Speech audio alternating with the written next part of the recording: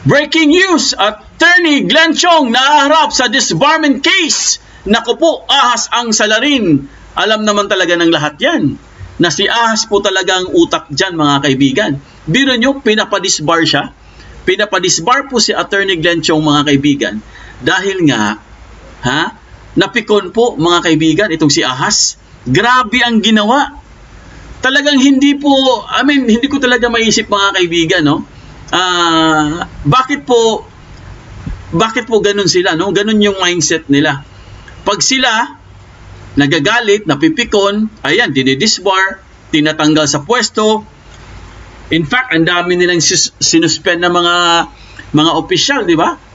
Mga mayors, no? Mga governor, dahil nga hindi sumasang-ayon sa gusto nila. Kasi ganun sila eh. Pag hindi sumasang-ayon sa kanila, talagang pinapatanggal po nila, mga kaibigan. Kaya ang balita po natin ngayon, talagang makapanindig balahibo. Dahil kung tutuusin, guys, ang ginawa po ni Attorney Glenn Chong po, no, kung naalaala nyo sa mga maisog rally, kasi palagi pong sumasali yan si Attorney Glenn Chong eh. Sa mga speech po niya, mga kaibigan, meron kasing part doon na talagang binanata niya si ahas. At of course, no, sinabihan nga niya, nasasampalin nga niya, no, kung magkita sila, sasampalin talaga kita. Pero mga kaibigan, hindi naman yun intentional na hindi naman yun yung parang yun, sasampalin talaga ni Attorney Glenn Chong si ahas, ibabae yan. Gagawin ba ni Attorney Glenn Chong yun? Kumbaga guys, lang yun eh, parang hyperbole lang yun eh, no? Parang hyperbole lang, no? Hindi naman talaga yun niya gagawin niya kung makita niya sa personal. Kasi nga, syempre, nirespeto pa rin ni Attorney Glenn Chong ang mga kababaihan. Nagawa lang kasi ni Attorney Glenn Chong yun, mga kaibigan, no? Ayon po sa aking pag-aanalisa, parang yan eh, siguro mixed emotion na rin yan, no? Kasi nga, ini-invite sila or china-challenge po itong mga Marcos, mga kaibigan, na magpa-drug test. Ayaw kasi nilang sumagot eh. Kumbaga, ayaw nilang tumugon, ayaw nilang umaksep sa challenge. Kasi simple lang naman ang hiling ng tao eh, magpa-drug test. Kaya siguro, mga kaibigan, nagawa ni Attorney Glenn Chong yun, yung parang parang gusto niyang sampalin, pero hindi naman talaga sasampalin, no? Parang ganun kasi tayo eh, no? Pag minsan nagagalit tayo, di ba? Nasasabi natin yon. Like for example, sasabihin mo, papatayin kita, pero hindi mo naman talaga siya papatayin, di ba? Lang yan eh, parang gawa lang kasi ng yun eh, gawa lang siguro ng galit. Pero mga kaibigan, hindi po fair itong ginawa ng, ang alam ko, ang nagkaso daw dito, isang lawyer eh, no? Supreme Court daw ang nito guys eh. Pero kahit sabihin nila na iba daw ang nagkaso, mga kaibigan, mahirap pa rin paniwalaan yun, di ba? Ang utak pa rin dyan, syempre si ahas. Gagalaw ba yung mga yan kung walang basbas sa kataas-taasan? Imposible. Yun nga eh, ayaw nilang aminin na hindi daw itong si ahas ang nag-utos para i-file ang case ng disbarment po ni Attorney Glenn Chong. Ito po, mga kaibigan, silipin po natin ang balita para lalo nating maintindihan, guys. No, ito po. Galing po ito sa The Manila Times. Ang nakalagay po dito, mga kaibigan, former lawmaker Glenn Chong faces disbarment complaint. Ayan ha. Ito po, basahin natin. Fresh na fresh po to, mga kaibigan, itong balita, no? So, i-highlights natin para mabasa ng lahat. Ayan po, basahin natin. A disbarment complaint was filed before the Supreme Court against Glenn Chong for allegedly making remarks unbecoming of his profession during a rally by supporters of Pastor Apollo Kibuloy. Yan ito yung sa rally, no? Sa Maisog Rally. Kasi nga, sabi ko nga sa inyo guys, nagbigay siya ng remarks eh. So, ito po, the complaint was filed by a fellow lawyer, si Andre De Jesus daw ang pangalan, no? Lawyer Andre De Jesus, who said Chong claimed during the rally he would slap First Lady Liza Araneta Marcos back to back. Grabe. Talagang literal, Kasi po, mga kaibigan, sinabi naman talaga ni Attorney Glenn Chong, yun, nasasampalin kita, no? Kumbaga, back to back na parang ganun, no? Ibang klase. Sinabi naman talaga ni Attorney Glenn Chong, yun, pero hindi naman yan, Sus Maria Joseph. Masyado naman kayong pikon. Napaka ano nyo naman, napaka onion skin, balat sibuyas, di ba? Eh, yung hinamon nga kayo ng drug test, hindi nga kayo sumasagot eh. Ilang beses kayo hinamon ng drug test ng mga tao? Majority po, no? Hinahamon kayo, hair follicle test. Hindi nga kayo kumakasa, hindi kayo sumasagot. Tapos dito lang sa pahayag ni Attorney Glenn Chong na mukhang hindi naman, sasampalin ka talaga. Dahil lang dito sa pahayag ni Attorney Glenn Chong, sasagot ka. Tapos i-disbar mo pa si Attorney Glenn Chong. Nakakatawa naman yata masyado. Masyado naman yata kayong parang exaggerated na po, no? Kumbaga, na-over na sila, no? Na-overwhelm. Na-overwhelm kayo. Ay, nako. Kasi, mga kaibigan, sa totoo lang, guys, ang Maisog Rally kasi, mga kaibigan,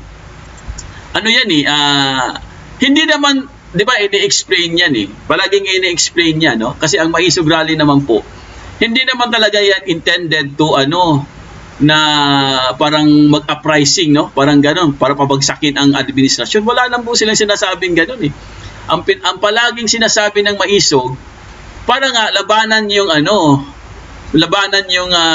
transparency, no? Accountability, at saka yung sinasabi nilang security. Di ba?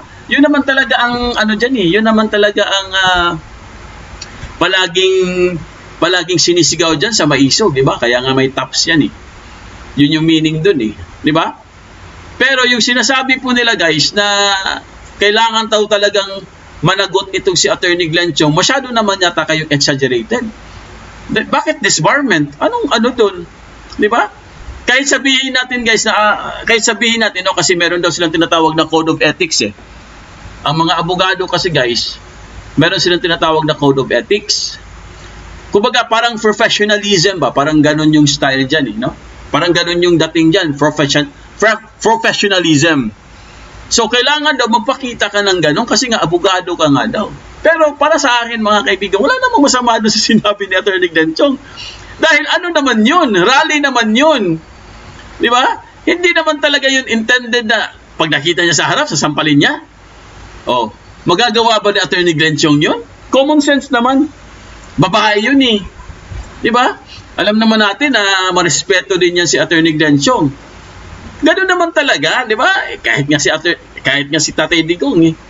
Di ba? Ilang beses din ilang beses din naglambas yan ng mga opisyal, no? Talagang minura pa ng Amerika, minura pa nga yung Pope. Pero wala naman yun, no? Hindi naman talaga yun as in literal na gagawin mo sa kanya. Di ba? Masyado lang kasi kayong pikon, masyado kayong natamaan kasi nga siguro totoo. Totoo kasi lahat ng mga sinasabi ng Maisog. Kaya na-triggered sila no? Eh syempre, ano pang ang gagawin dyan? Kailangan i-disbar para tumahimik. Kasi kung naalaala niyo mga kaibigan, kung babalikan po natin yung panahon ni Makoy, yung Marcos Sr. po mga kaibigan, ganyan ang ginagawa nila eh. Pag ayaw nila sa kalaban, papatahimikin nila. Ikukulong nila, i-detain nila, bigla nilang dudukutin. Ganun namang ginagawa na eh. Ngayon, naulit na naman eh. Di ba? Kasi, ganun ang style ng mga Marcos eh. Kung para wala silang mga detractors, walang pumupuna sa kanila, papatahimikin nila mga kaibigan. Ganun po ang style nila. Karamihan dyan, tinatakot. Di ba? Tinatakot nila yung tao. So, ito po, ituloy natin ang balita, mga kaibigan. Ayan o. De Jesus, ituloy natin.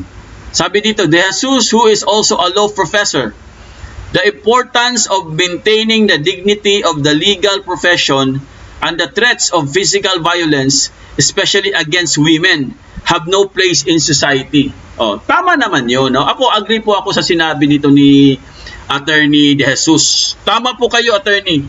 Agree talaga ako nan. Kailangan i-maintain mo yung dignity mo, dignidad mo. Tsaka yung tinatawag na legal profession. Kasi siyempre, abogado ka no?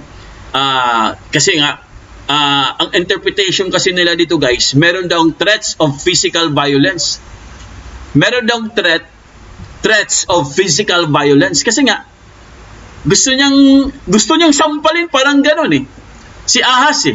Di ba? Pero kung titingnan niyang mabuti mga kaibigan, masyado pong exaggerated. Di ba? Kasi ano naman yan eh. Hindi naman talaga yan directly na sinabi po ni Attorney Glenn Chong doon kay Ahas. Yung direct talaga, hindi naman. Di ba? Marami pang mga adlib yan eh. Marami pang mga segue yan. Di ba?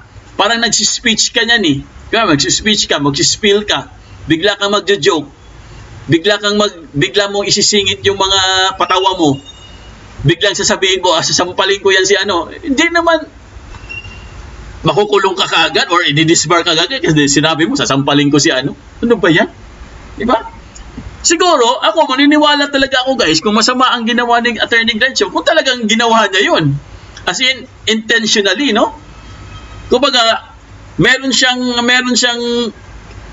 threat talaga na, naku, pupuntahan kita dyan, no? Parang gano'n, sige. Tapos nagkita sila, tapos sinampal nga niya, parang gano'n. Yun talaga. Pwedeng sabihin natin na, ano yun, no? Physical violence, mga kaibigan. Pero yung parang nag-aano ka lang sa isang speech. Di ba? Kasi nga, ano yan eh, kahit naman sino, di ba? Pag nag-speech ka, meron naman talagang sumisingit dyan na, no? Kapilyuhan mo, di ba? O kaya, sa Tagalog pa sa Bisaya pa, bugal-bugal ba? Oo, bugal-bugal. Ay, Bisaya din yan si Glenn Chong eh. Alam mo naman mga Bisaya, Duterte nga eh. Di ba? Pero hindi ko po sinasabi mga kaibigan na tama po yung aanuhin mo yung mga babae. Siyempre, kababaihan yan eh. Kailangan mo respetuhin yan, no? Ako, talagang against ako doon. Pero, pagdating naman kasi dito guys, meron kasing something eh. Dahil nga si Attorney Glenn Chong po mga kaibigan, alam naman natin na dati pong Marcos yan. Nagkakaroon kasi ng conflict eh. Kasi nga syempre galing siyang Marcos, tapos iniwan niya si Marcos. Iniwan niya si Ahas. Tapos ngayon Duterte na siya. Kaya sila nagagalit. Di ba may conflict? May political kumbaga, napopoliticize siya eh. Kahit wala naman talagang meaning yun, napakababaw nyo naman, sasampalin, disbar. Napakababaw nyo. Diba? Pero, yun nga, sabi ko nga, kahit wala namang meaning yun, hindi naman talaga yun nga, literally, na sasampalin ni Attorney Glenn Chong yan si Ahas, binibigyan na lang nila ng, tawag dito, maling interpretation. Para nga, kasi ang intention talaga dyan guys, masira ang mga Duterte. So syempre, i-disbar nila si Attorney Glenn Chong para pag na-disbar, tahimik na. Paano pa magsasalita si Attorney Glenn Chong? Hindi na siya abogado. Mag-iingat na siya, di ba? Kasi, ang main goal talaga nila guys, ang main goal talaga nila, masira po si Pangulong Duterte, si VP Sara. Kasi yun na lang po ang pinakamatinding kalaban nila guys eh. Wala nang iba eh. Kahit nga, kunwari lang mag-i-election tayo ngayon. Panalo si Duterte, sigurado yan. Di ba? Siguradong panalo yan. Wala lang Diana. Tuloy natin. Ito po, nakalagay dito. It is rudimentary that no person should engage in conduct that attacks the dignity of another lawyer or imputes a crime without basis. Sabi daw ng isang lawyer, no? Itong si De Jesus. As lawyers, we are mandated to uphold the law and we should never be heard threatening women with physical harm. Di ba? So, masyado nilang kumbaga guys, masyado nilang binigyan ng ibang interpretation po. Parang talagang simple lang naman yun. Napakasimple lang namang problema yun. Kung ano-ano pang sinasabi ninyo. Di ba? So, klarong-klaro po guys, no? Ano lang talaga to guys? Politika lang talaga to kasi nga ilang buwan na lang mag-i-election na. Oo. Buti nga si Attorney Glenn Chong hindi tumakbong senador yan eh. Di ba? Buti na lang, no? Ang tumakbong senador si Attorney Vic Rodriguez eh. Di ba? So, tuloy natin ang pagbabasa natin. Ito po, rudeness daw, sus Mario Joseph. Sabi dito, rudeness has no place in the legal profession. We should not be rude. even to our opponents in court, in politics, or in life. And above all, we should not be rude to women. Oh, tama yun. Ay, tama naman yun. Ako, agree ako dun. We should not be rude to women. Oh, Siyempre, sino ba namang, di ba? Sino ba namang mga kababaihan? Lahat naman tayo. Culture ng Pilipino yan eh. Di ba? Nirerespeto ang babae. Na-under-desire pa ngayong lalaki, di ba? So, mga kaibigan, no, ito lang po sa akin dyan, no? Yung sinasabi kasi nila, guys, ang sinasabi kasi ng abogado, itong abogado na to, no, itong nag-file ng disbarment kay Attorney Glenn Siong, masyado niyang masyado niyang niliteral eh, 'di ba? Tama din naman well, sabi ko nga sa inyo, agree ako sa sinabi niya. Pero pagdating po kasi, guys, sa case ni Attorney Glenn Siong, ang layo eh. Kasi hindi naman yan rally nga, yan eh, rally. Oo. Freedom of expression yan. Rally, may stage, may mga tao nanonood. Parang campaign yan eh, nag-speech ka. Oh, parang ganun yan. Rally nga yan, rally. Kahit anong sabihin mo dyan, di ba? Sinabihan ng bangag ni Duterte. Oh, sa stage yan ha, sa rally yan, rally maisot. Di ba? Meron tayong presidenteng bangag noon, hanggang ngayon bangag. O di kasuhan nyo si Duterte dahil doon. Bakit hindi nyo kinasuhan? Hindi nyo disbar? Lawyer yan eh. Di ba? Yan ang sinasabi natin, guys. Pagdating po kay Attorney Glenn Siong, para bang big deal sa inyo yung sinabi niya na wala namang kwenta yung sinabi ni Attorney Glenn Siong. Ano lang naman yun eh. Ganun naman talaga ang mga Pilipino. Sampalin kita. Sige, ayaw mo tumigil, sampalin kita. Di ba? Ganun naman tayo. Tapos disbarment yung my God, I hate drugs. Di ba? Ngayon ko, i-compare nyo naman siya kay attorney, dating abogadong itong si Gadon.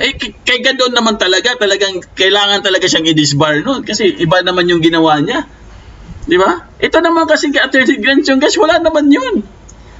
Once again, rally po yun, maisog rally. Grabe kayo. Ewan ko sa inyo. Baliktarin kayo natin. Di ba? Gusto nyo, di ba? Sabi nga nila, kailangan daw mag-act as professional. Kumbaga, parang professionalism nga daw yung sinisigaw nila dito kay Attorney Glenn Siong eh. Di ba? Parang hindi daw siya professional. Sus Maria Joseph, dahil lang doon, hindi na siya professional? Ito, baliktarin natin. Bakit kayo? Tama bang ginawa nyo? Na hindi kayo sumasagot sa panawagan ng mga tao para magpa-drug test. Tama ba yung ginawa nyo? Dapat nga, mag-disbar din kayo eh.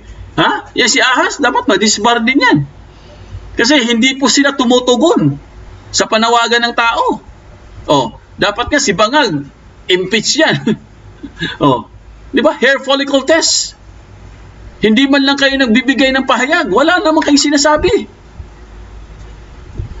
Di ba? Tapos kay Glenn Siong, para kayong tinamaan ng para kayong binagsakan ng langit at lupa. Dahil lang sinabi ni Attorney Glenn Siong na sasampalin kita. Dahil lang dun. Ay, sus, kawawa naman talagang bansa natin. Sus Maria Joseph. Tuloy natin. Sabi po dito, he has been a critic of Marcos administration and an outspoken figure in political and religious circles. Ayan po, mga kaibigan. The comments made by Glenn Siong which were widely circulated on social media have sparked public outcry, particularly for their misogynistic tone. Kumbaga, mga kaibigan, kumalat naman talaga to sa social media. Nag-trending to eh. Yung sinabi niyang sasampalin nga niya si Ahas. Siyempre, napahiya siguro sila doon. Biro mo, sasampalin siya. So, sana hindi naman disbarment. Grabe naman kayo. Pwede naman siya reprimanded lang eh. Di ba? Pwede siya pagsabihan lang, i-call out nyo. Pero kung disbarment, sobra yan. talagang nagpapakita po kayo na political lang talaga ang habol nyo. Oo, pinopoliticize nyo si Attorney Glenn Chong dahil nga, iniwan kayo. Yun naman talaga ang sagot dyan eh. Kaya nila pinipoliticize kayo si Attorney Glenn Chong kasi nga, Duterte na siya eh. Doon na siya nakikipaglaban eh. Sa baisog na siya. Eh, syempre, panay-banat din kasi itong si Attorney Glenn Chong, matindi din bumanat to eh. Araw-araw ba naman yung rally na yun eh, no? Naalala nyo? Grabe bumanat eh. Sa bagay, demokrasya nga tayo, di ba? Freedom of expression yan, no? Freedom of speech, freedom of press, no? Wala ka namang, kasi kung hindi mo naman i-exercise yan, hindi pala tayo demokrasya.